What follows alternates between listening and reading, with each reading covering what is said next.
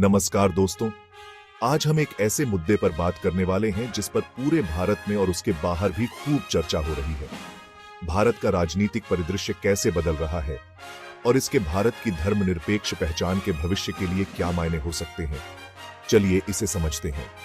भारत के हलचल भरे राजनीतिक मैदान में प्रधानमंत्री नरेंद्र मोदी के लीडरशिप वाली भारतीय जनता पार्टी यानी बीजेपी ने आने वाले चुनावों के लिए एक बड़ा लक्ष्य रखा है। वे लोकसभा में 543 में से 400 सीटें हासिल करना चाहते हैं, यानी भारत की संसद का निचला हाउस। अब यह क्यों महत्वपूर्ण है? खैर, इतना बड़ा बहुमत हासिल करने से बीजेपी के लिए संविधान में संशोधन करने के दरवाजे खुल सकते हैं। लेकिन यहीं से बात और दिलचस्प हो जाती है। बीजेपी सिर्फ राजनीति नहीं खेल रही है, वे इसमें धार्मिक नेशनवाद के तार भी बुन रहे हैं। उनका दृष्टिकोण भारत को एक हिंदू राष्ट्र के रूप में बी पार्टी है। यह केवल राजनीतिक सत्ता के बारे में नहीं है, यह भारतीय पहचान को हिंदू विरासत के आधार पर परिभाषित करने के बारे में है।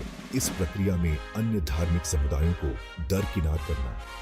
अब विपक्ष की प्रतिक्रिया ध्यान देने योग्य है। वे चुप नहीं बैठे हैं।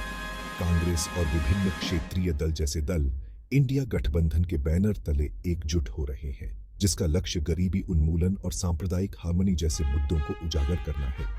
उनका तर्क है कि बीजेपी की कहानी देश का ध्रुवीकरण कर सकती है, मतदाताओं के एक बड़े हिस्से को दूर धकेल सकती है, जो विभाजनकारी राजनीति पर समावेशिता और विकास चाहते हैं। इसके अलावा भारत के दक्षिणी राज्य, जिन्होंने बड़े पैमाने पर बीजेपी के बहुसंख्यक आकर्षण का विरोध किया है, यहाँ एक महत्वपूर्ण भूमिका निभाते हैं।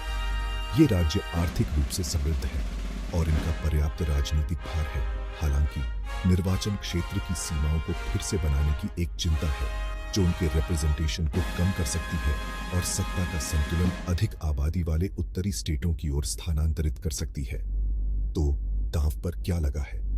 यह सिर्फ चुनावी जीत से कहीं ज्यादा है। यह उस दिशा के बारे में है जिसमें भारत आगे बढ़ता है।